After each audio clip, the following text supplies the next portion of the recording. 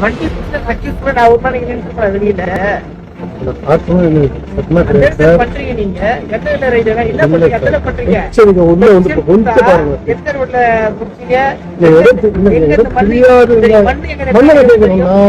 யார்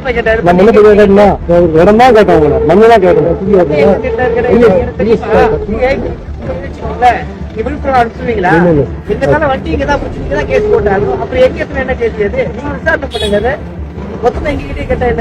என்கிட்டயே இத்தனை கொஸ்டின் கேக்குறீங்கன்னா பொதுமக்களோட நிலைமை என்ன? சவுடு மணலை ஏற்றி வந்த லாரியை சிறைபிடித்து காவல் நிலையத்தில் ஒப்படைத்த தாசில்தார். அடுக்கடுக்கான கேள்விகளை கேட்டு தாசில்தாரையே காவல் நிலையத்துக்கு அழைத்த போலீசார்.